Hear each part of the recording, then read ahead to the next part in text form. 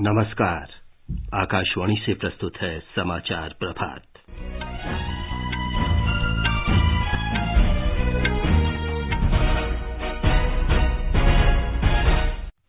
प्रधानमंत्री नरेंद्र मोदी आज असम में तेल और गैस क्षेत्र की कई परियोजनाओं की शुरुआत करेंगे। प्रधानमंत्री आज दोपहर बाद पश्चिम बंगाल के हुगली में कई रेल परियोजनाओं का उद्घाटन करेंगे। रेल मंत्री पीयूष गोयल ने कहा, पश्चिम बंगाल के सभी रेल मार्गों का विद्युतीकरण अगले 3 वर्षों में पूरा कर लिया जाएगा। पुदुचेरी के मुख्यमंत्री वी नारायणसामी आज विधानसभा में शक्ति परीक्षण का सामना करेंगे। उत्तर प्रदेश में पहला कागज रहित बजट आज पेश किया जाएगा। जम्मू कश्मीर में बनिहाल बारामूला रेल सेवा 11 महीनों के बाद आज से फिर शुरू हो रही है। भारत ने कोविड का टीका मंगोलिया भेजा।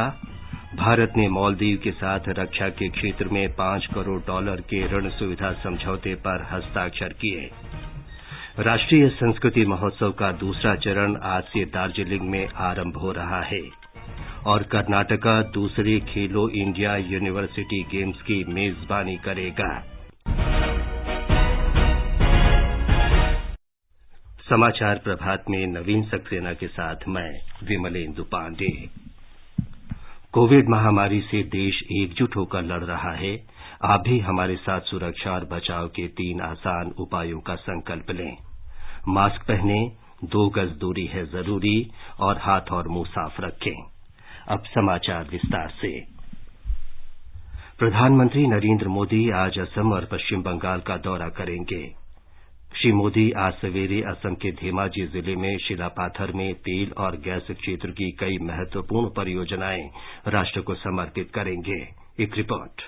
प्रधानमंत्री इंडियन ऑयल की बोंगईगांव रिफाइनरी की इंडमैक्स इकाई और डिब्रूगढ़ के मधुबन में ऑयल इंडिया लिमिटेड के दूसरे टैंक फार्म तथा तिनसुकिया में हेबेड़ा के माकूम में गैस कंप्रेसर स्टेशन को राष्ट्र को समर्पित करेंगे। वे धेमाजी में एक इंजीनियरिंग कॉलेज का उद्घाटन करेंगे और सुआलकुची इंजीनियरिंग कॉलेज की आधारशिला रखेंगे। इन परियोजनाओं से असम में ऊर्जा सुरक्षा और समृद्धि के एक नए युग की शुरुआत होगी तथा स्थानीय युवाओं को रोजगार के नए अवसर मिलेंगे। ये परियोजनाएं प्रधानमंत्री के पूर्वोदय विजन के अनुरूप है और इनका उद्देश्य पूर्वोत्तर क्षेत्र के सामाजिक तथा आर्थिक विकास को गति प्रदान करना है। समाचार कक्ष से निखिल कुमार। पश्चिम बंगाल में प्रधानमंत्री आज दोपहर बाद हुगली में अनेक रेल परियोजनाओं का उद्घाटन करेंगे। श्री मोदी ने ट्वीट संदेश में कहा कि पश्चिम बंगाल की महान धरती से अनेक विलक्षण व्यक्तियों ने राष्ट्र की प्रगति में योगदान किया है। उन्होंने कहा कि हमारा प्रयास रहेगा कि पश्चिम बंगाल में उच्च कोटि के विकास कार्य हों। ब्यौरा हमारी संवाददाता से। प्रधानमंत्री नरेंद्र मोदी पिछले 1 महीने में पश्चिम बंगाल के अपने तीसरे दौरे में नोआपाड़ा से दक्षिणेश्वर तक की मेट्रो रेल परियोजना का उद्घाटन करेंगे। केंद्र सरकार द्वारा पूर्ण रूप से अनुदान प्राप्त 4 किलोमीटर से अधिक लंबी इस रेल लाइन के निर्माण पर 464 करोड़ रुपए की लागत आई है। ये रेल परियोजना कालीघाट स्थित मां काली के पवित्र मंदिर को दक्षिणेश्वर से जोड़ती है, जहां लाखों की संख्या में श्रद्धालु और पर्यटक आते हैं। प्रधानमंत्री कलाईकुंडा से झारग्राम के बीच 30 किलोमीटर लंबी तीसरी लाइन का उद्घाटन करेंगे। ये खड़गपुर और आदित्यपुर के बीच 132 किलोमीटर लंबी रेल लाइन का हिस्सा है। इसके निर्माण पर 1312 करोड़ रुपए की लागत आई है। इन रेल परियोजनाओं से क्षेत्र में रेल परिवहन आसान, सुगम और सुरक्षित हो सकेगा। प्रधानमंत्री अजीमगंज से लेकर खरगाघाट रोड रेल खंड के दोहरीकरण को राष्ट्र को समर्पित करेंगे, जो पूर्वी रेलवे के हावड़ा बैंडेल अजीमगंज खंड का एक हिस्सा है। इस परियोजना को लगभग 240 करोड़ रुपए की लागत से पूरा किया गया है। प्रधानमंत्री हावड़ा वर्धमान कॉर्ड लाइन के दनकुनी एवं बरुईपाड़ा के बीच लगभग 12 किलोमीटर लंबी चौथी लाइन और हावड़ा वर्धमान मेन लाइन रसूलपुर और मगरा के बीच लगभग 43 किलोमीटर लंबी तीसरी लाइन को भी राष्ट्र को समर्पित करेंगे। रसूलपुर और मगरा के बीच तीसरी लाइन पर 759 करोड़ रुपए की लागत आई है, जबकि दनकुनी और बरुईपाड़ा के बीच चौथी लाइन 195 करोड़ रुपए की लागत से तैयार की गई है। इस परियोजना से रेलगाड़ियों के बेहतर परिचालन, यात्रा समय में कमी और अधिक सुरक्षा के साथ इस क्षेत्र के समग्र आर्थिक विकास को बढ़ावा मिलेगा। कोलकाता से प्रियंका की रिपोर्ट के साथ समाचार कक्ष से अलका सिंह। प्रधानमंत्री नरेंद्र मोदी कल खड़गपुर में भारतीय प्रौद्योगिकी संस्थान IIT में डॉक्टर श्यामा प्रसाद मुखर्जी आयुर्विज्ञान और शोध संस्थान का वीडियो कॉन्फ्रेंस के जरिए उद्घाटन करेंगे। हमारे संवाददाता ने बताया है कि प्रधानमंत्री IIT खड़गपुर के 66वें दीक्षांत समारोह को भी संबोधित करेंगे। IIT खड़गपुर ने शिक्षा मंत्रालय के सहयोग से सुपर स्पेशलिटी अस्पताल की स्थापना की है। यह संस्थान प्रधानमंत्री के इस दृष्टिकोण से प्रेरित है कि भारत का भविष्य विज्ञान और नवाचार में निवेश से स्वरूप ग्रहण करेगा और इसकी अनुसंधान प्रतिभा से प्रेरित होगा। यह अस्पताल स्वास्थ्य परिचर्चा, प्रौद्योगिकी उत्पादों को विकसित करने में IIT खड़गपुर की विरासत को आगे बढ़ाते हुए मजबूत जैव चिकित्सा, क्लिनिकल और ट्रांसलेशनल रिसर्च, दूरस्थ निदान के विकास और टेलीमेडिसिन के साथ दवा डिजाइन और वितरण में अनुसंधान पर ध्यान केंद्रित करेगा। संस्थान में स्नातकोत्तर और डॉक्टरेट कार्यक्रमों के अलावा MBBS कार्यक्रम शैक्षणिक वर्ष 2021-22 से शुरू होने की उम्मीद है। समाचार कक्ष से शशांक कुमार। रेल मंत्री पीयूष गोयल ने कहा है कि पश्चिम बंगाल में अगले 3 साल में सभी रेल मार्गों का विद्युतीकरण पूरा हो जाएगा। उन्होंने कहा कि इसके साथ ही राज्य में निर्माणाधीन रेल परियोजनाएं भी पूरी कर ली जाएंगी। श्री गोयल कल वीडियो कॉन्फ्रेंस के माध्यम से राज्य के उत्तरी क्षेत्र में रेल यात्री सुविधाओं से जुड़ी विभिन्न ढांचागत परियोजनाएं राष्ट्र को समर्पित करने के अवसर पर बोल रहे थे। न्यू जलपाईगुड़ी से कूच बिहार के बीच 126 किलोमीटर रेल मार्ग खंड का विद्युतीकरण हो चुका है। ये कल राष्ट्र को समर्पित किया गया। ये रेलवे नेटवर्क को 100% विद्युतीकृत करने के अभियान का हिस्सा है और पूर्वोत्तर राज्यों को रेल मार्ग से जोड़ने का महत्वपूर्ण जरिया है। भविष्य में इस क्षेत्र के आर्थिक विकास को ध्यान में रखते हुए ही बांग्लादेश की सीमा के पास हल्दीबाड़ी स्टेशन का निर्माण किया गया है। रेल मंत्री पीयूष गोयल ने कल वीडियो कॉन्फ्रेंस के माध्यम से केरल, तमिलनाडु, मध्य प्रदेश और कर्नाटक के विभिन्न रेलवे स्टेशनों पर बुनियादी ढांचे और यात्री सुविधाओं से जुड़ी कई परियोजनाओं का उद्घाटन किया। 10 अरब रुपए लागत की 88 रेल परियोजनाएं राष्ट्र को समर्पित की गईं। इनसे भारतीय रेल को भविष्य के लिए तैयार करने में मदद मिलेगी। पुदुचेरी में आज विधानसभा में मुख्यमंत्री वी नारायणसामी के विश्वास प्रस्ताव पर मतदान होगा। उपराज्यपाल तमिलसाई सुंदरराजन ने नारायणसामी सरकार को आज शाम 5 बजे तक सदन में बहुमत सिद्ध करने का निर्देश दिया है। इस बीच पुदुचेरी में कल सत्तारूढ़ गठबंधन के 2 विधायकों के त्यागपत्र के बाद राजनीतिक संकट गहरा गया है। कांग्रेस विधायक लक्ष्मी नारायणन और द्रविड़ मुनेत्र कड़गम के विधायक वेंकटेशन ने कल अपने अपने इस्तीफे की घोषणा की।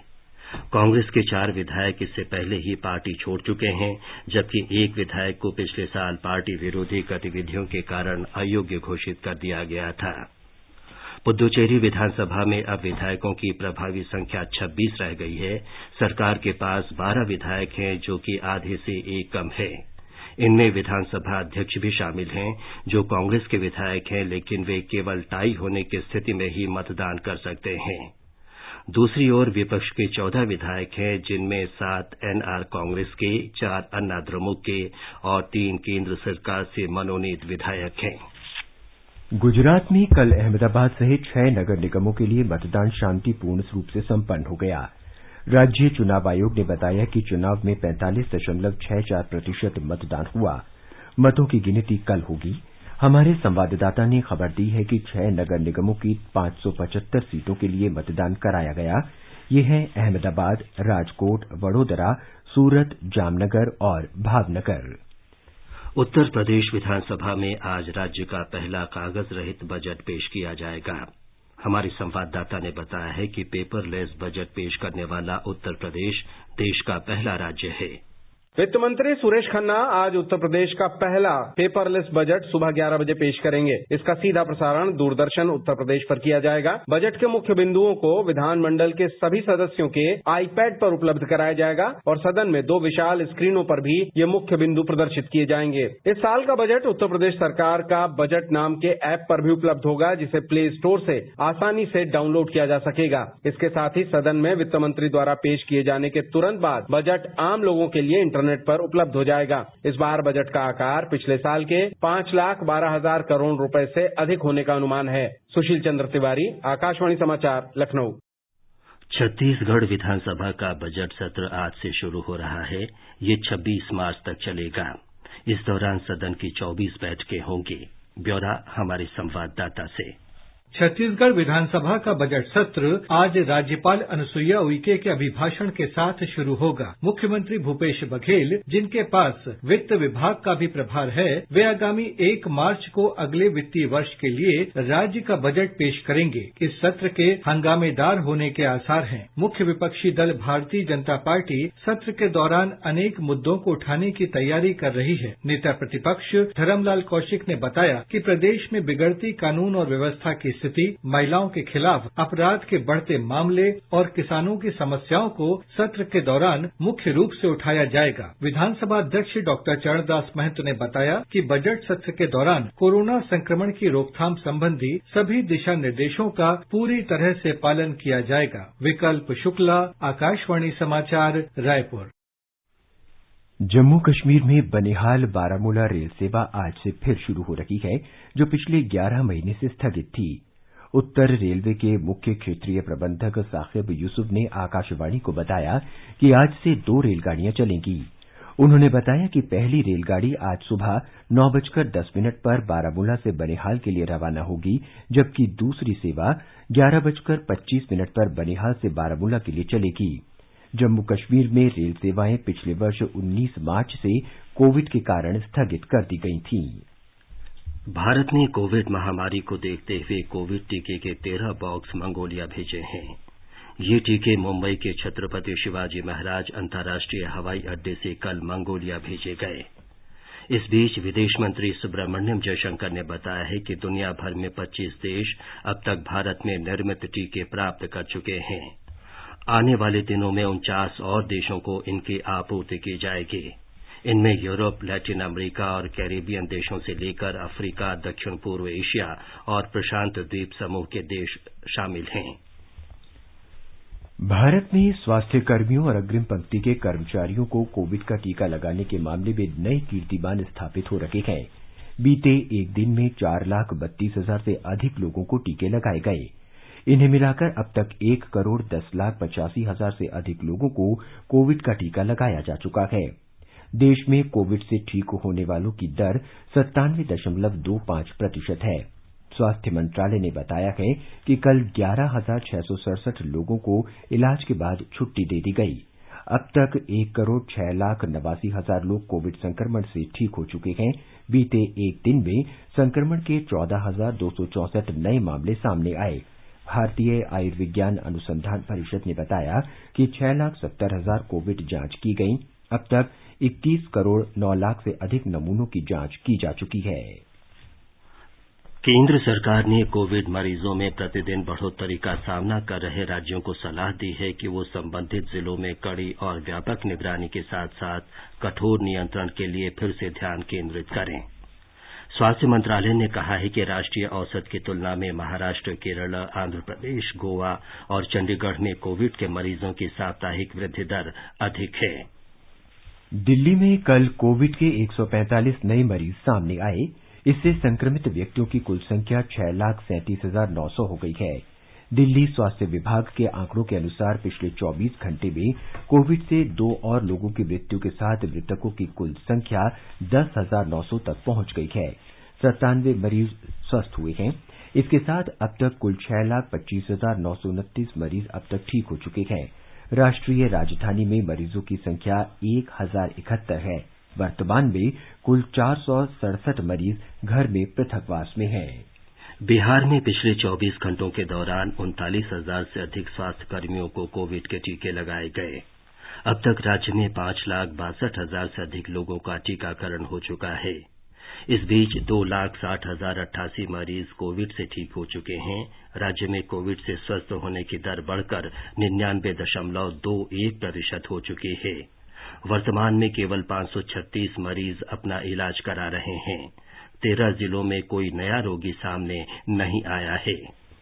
भारत ने अपनी समुद्री सीमा के पड़ोसी देश मालदीव के चौतरफा विकास और सुरक्षा के प्रति वचनबद्धता दोहराते हुए उसके लिए रक्षा क्षेत्र में $5 करोड़ के ऋण समझौते पर हस्ताक्षर किए हैं। विदेश मंत्री एस जयशंकर ने कल मालदीव में बताया कि इस समझौते से समुद्री रक्षा के क्षेत्र में क्षमता निर्माण में मदद मिलेगी। रक्षा परियोजनाओं के लिए ऋण समझौते पर मालदीव के वित्त मंत्रालय और भारत के निर्यात आयात बैंक के बीच हस्ताक्षर हुए। इस ऋण से हिंद महासागर में रणनीतिक रूप से महत्वपूर्ण मालदीव में समुद्री क्षमताओं को बढ़ावा मिलेगा। डॉक्टर जयशंकर ने मालदीव के रक्षा मंत्री मारिया दीदी के साथ यूटीएफ हार्बर परियोजना समझौते पर भी हस्ताक्षर किए। डॉक्टर जयशंकर ने मालदीव के राष्ट्रपति इब्राहिम मोहम्मद सोलेह से भी मुलाकात की और विकास सहयोगी के रूप में भारत की प्रतिबद्धता व्यक्त की। भारत ने मालदीव को कोविड से बचाव की 1 लाख से अधिक अतिरिक्त खुराकें दी हैं। श्री सोलेह ने इस सहायता के लिए भारत का धन्यवाद किया। आगे बढ़ने से पहले एक नजर मुख्य समाचारों पर। प्रधानमंत्री नरेंद्र मोदी आज असम में तेल और गैस क्षेत्र की कई परियोजनाओं की शुरुआत करेंगे। प्रधानमंत्री आज दोपहर बाद पश्चिम बंगाल के हुगली में कई रेल परियोजनाओं का उद्घाटन करेंगे। रेल मंत्री पीयूष गोयल ने कहा, पश्चिम बंगाल के सभी रेल मार्गों का विद्युतीकरण अगले 3 वर्षों में पूरा कर लिया जाएगा। पुदुचेरी के मुख्यमंत्री वी नारायणसामी आज विधानसभा में शक्ति परीक्षण का सामना करेंगे। उत्तर प्रदेश में पहला कागज रहित बजट आज पेश किया जाएगा। जम्मू कश्मीर में बनिहाल बारामूला रेल सेवा 11 महीनों के बाद आज से फिर शुरू हो रही है। भारत ने कोविड का टीका मंगोलिया भेजा। भारत ने मालदीव के साथ रक्षा के क्षेत्र में $5 करोड़ के ऋण सुविधा समझौते पर हस्ताक्षर किए। राष्ट्रीय संस्कृति महोत्सव का दूसरा चरण आज से दार्जिलिंग में प्रारंभ हो रहा है और कर्नाटका दूसरे खेलो इंडिया यूनिवर्सिटी गेम्स की मेजबानी करेगा। देश का पहला राष्ट्रीय खिलौना मेला वर्चुअल माध्यम से 27 फरवरी से शुरू होगा, जो 2 मार्च तक चलेगा। आईआईटी गांधीनगर में स्थित सेंटर फॉर क्रिएटिव लर्निंग मेले में अपने बेजोड़ 75 खिलौने पेश करेगा। ब्यौरा हमारी संवाददाता से। आईआईटी गांधीनगर देश का एकमात्र आईआईटी है जहां इस तरह का केंद्र चलाया जा रहा है। छात्रों और शिक्षकों का विज्ञान की ओर देखने का नजरिया बदलने और बच्चों में वैज्ञानिक रुचि को बढ़ाने के लिए इस केंद्र द्वारा अलग अलग प्रकार के वैज्ञानिक और शैक्षिक खिलौने बनाए जा रहे हैं। आकाशवाणी के साथ बात करते हुए सीसीएल के प्रमुख मनीष जैन ने बताया कि शिक्षा बच्चों के दिमाग को प्रज्वलित करने के लिए होती है और इसके लिए पढ़ाई को रोचक बनाने की जरूरत है। खिलौनों के बारे में जो मुझे लगता है वो ये कि अभी खिलौनों को ये लगता है कि खिलौने जो है टाइम खराब करने वाली चीजें हैं। माँ बाप को भी यही लगता है और इससे ज्यादा ये भी लगता है अगर कोई माँ बाप थोड़ा सा उत्कृष्ट हो तो उसको लगता है बस ये साइंस का खिलौना है, इससे साइंस मुश्किल और मैथ मुश्किल है, इससे साइंस समझ आ जाए। खिलौने उससे ज्यादा चीज है, खिलौने खेलने की चीज है। उससे नंबर आए कि नहीं आए लेकिन दिमाग चलना चालू हो जाता है। हम उन वाले खिलौने की बातें कर रहे हैं जिनसे हमारी मोटर स्किल्स चले या दिमाग चले, not just peripheral nervous system जिसमें हम बटन दबा रहे हैं दूसरों को मार रहे हैं, वैसे खिलौने नहीं। Something that brings the whole class and the family together. Shri Jain ने टॉय फेयर की इस पहल का स्वागत किया और उम्मीद जताई कि इससे माता पिता के साथ साथ शिक्षकों का भी खिलौने की ओर देखने का रवैया बदलने में मदद मिलेगी। अपर्णा खून, आकाशवाणी समाचार, अहमदाबाद। मध्य प्रदेश से इंदौर के समीर वर्चुअल इंडिया खिलौना मेले में भाग लेंगे। समीर ने आशा व्यक्त की कि खिलौना मेले से उन्हें अपने उत्पाद बड़े पैमाने पर खरीदारों के समक्ष प्रस्तुत करने का अवसर मिलेगा। ब्यौरा हमारी संवाददाता से। भारत का स्थानीय खिलौना और खेल उद्योग आत्मनिर्भर भारत की आकांक्षाओं को साकार करने में महत्वपूर्ण भूमिका निभाने के लिए पूरी तरह से तैयार है। पिछले साल अगस्त में प्रधानमंत्री नरेंद्र मोदी के मन की बात कार्यक्रम से प्रेरणा लेते हुए इंदौर के युवा इंजीनियर समीर कुमार ने बोर्ड गेम कोरोना सीढ़ी बनाया है। समीर ने कहा कि भारत को खिलौना उत्पादन का केंद्र बनाने की दिशा में कोरोना सीढ़ी उनका एक छोटा सा योगदान है। मेरे लिए काफी गौरव का विषय है कि हमारे इस प्रोडक्ट का चयन हुआ है और ऐसा रोचक प्रोडक्ट बिकेगा और हमें भी लाभ होगा और हमारे देश को भी लाभ होगा। तो मैं ये प्रधानमंत्री के अभियान से काफी प्रसन्न हूँ। समीर का सांप सीढ़ी की तर्ज पर बनाया गया बोर्ड गेम कोरोना सीढ़ी बच्चों में कोविड के खिलाफ उचित व्यवहार के बारे में जागरूकता भी ला रहा है। पूजा पी वर्धन, आकाशवाणी समाचार, भोपाल। संस्कृति और पर्यटन राज्य मंत्री प्रहलाद सिंह पटेल आज दार्जिलिंग के राजभवन में राष्ट्रीय संस्कृति महोत्सव के दूसरे चरण का उद्घाटन करेंगे। 3 दिन के महोत्सव में देश भर के 20 स्टॉल लगाए जाएंगे, जिनमें हस्तशिल्प की वस्तुएं प्रदर्शित की जाएंगी। खेल मंत्री किरण रिजिजू ने घोषणा की है कि दूसरे खेलो इंडिया यूनिवर्सिटी गेम्स की मेजबानी कर्नाटक करेगा। मुख्यमंत्री बीएस येदियुरप्पा के साथ बेंगलुरु में मीडिया से बातचीत में श्री रिजिजू ने ये जानकारी दी। एक रिपोर्ट। देश के सबसे बड़े विश्वविद्यालय खेल एसोसिएशन ऑफ इंडियन यूनिवर्सिटीज के साथ साझेदारी में बेंगलुरु में आयोजित किए जाएंगे। 25 साल से कम उम्र के 4000 से अधिक खिलाड़ी इसमें शामिल होंगे। इन खिलाड़ियों के पास राष्ट्रीय टीमों के लिए चुने जाने का अवसर भी होगा। पहला विश्वविद्यालय खेल पिछले साल भुवनेश्वर में आयोजित किया गया था। इस बार विश्वविद्यालय खेलों में योगासन और मल्लखंब को भी जोड़ा गया है। मुख्यमंत्री ने इन खेलों के लिए हर संभव सहयोग का आश्वासन दिया। खेल मंत्री आज सांसद तेजस्वी सूर्या के साथ फिट बेंगलुरु कार्यक्रम में भाग लेने के बाद भारतीय खेल प्राधिकरण के बेंगलुरु परिसर में 4 नई खेल सुविधाओं का उद्घाटन करेंगे। समाचार कक्ष से रत्ना पांडे। भारत और इंग्लैंड के बीच तीसरा क्रिकेट टेस्ट मैच बुधवार को अहमदाबाद में खेला जाएगा। मोटेरा स्टेडियम में होने वाला ये मैच दिन रात्रि का होगा। आकाशवाणी से इस मैच का आंखों देखा हाल दोपहर बाद 2 बजे से प्रसारित किया जाएगा। वित्तीय कार्रवाई कार्यदल FATF की 3 दिवसीय बैठक आज से शुरू हो रही है, जिसमें पाकिस्तान की मुश्किलों का कोई अंत नहीं दिख रहा है। वैश्विक आतंकवाद रोधी संस्थान की ग्रे लिस्ट में शामिल पाकिस्तान सदस्य देशों की मदद से इससे निकलने का प्रयास कर रहा है। विभिन्न रिपोर्टों के अनुसार कई यूरोपीय देशों का मानना है कि पाकिस्तान ने इस सूची से बाहर आने के लिए आवश्यक सभी बिंदुओं पर कार्रवाई नहीं की है। इस वजह से पाकिस्तान का इस साल जून से पहले इससे बाहर निकलना मुश्किल है। और अब एक नजर आज के मौसम पूर्वानुमान पर। राजधानी दिल्ली में आज सुबह हल्का कोहरा छाया रहा। न्यूनतम तापमान 10 डिग्री सेल्सियस दर्ज किया गया, जबकि अधिकतम तापमान 29 डिग्री सेल्सियस रहने के आसार हैं। मुंबई में आसमान साफ रहेगा, तापमान 22 और 35 डिग्री सेल्सियस के बीच रहेगा। चेन्नई में दिन के समय आसमान साफ रहेगा, तापमान 24 और 30 डिग्री सेल्सियस रहने का अनुमान है। कोलकाता में आसमान साफ रहेगा, न्यूनतम तापमान 18 डिग्री सेल्सियस दर्ज किया गया, जबकि अधिकतम तापमान 31 डिग्री तक रहने के आसार हैं। जम्मू में आसमान साफ रहेगा, न्यूनतम तापमान 12 डिग्री सेल्सियस रिकॉर्ड किया गया, अधिकतम तापमान 21 डिग्री तक रहने का अनुमान है। श्रीनगर में बादल छाए रहेंगे, आज हल्की वर्षा होने का अनुमान है। न्यूनतम तापमान 3 डिग्री सेल्सियस रहा और अधिकतम तापमान 10 डिग्री सेल्सियस होने की संभावना है। लेह में आंशिक रूप से बादल छाए रहेंगे, न्यूनतम तापमान 0 से 5 डिग्री नीचे दर्ज किया गया, जबकि अधिकतम तापमान 8 डिग्री सेल्सियस रहने का अनुमान है। गिलगित में भी आंशिक रूप से बादल छाए रहने के आसार हैं। तापमान 3 डिग्री सेल्सियस से 19 डिग्री सेल्सियस के बीच रहने का अनुमान है। मुजफ्फराबाद में गरज के साथ वर्षा होने की संभावना है। तापमान 8 और 18 डिग्री सेल्सियस के बीच रहेगा। ये समाचार हमारी वेबसाइट newsonair.com/hindi पर भी उपलब्ध हैं।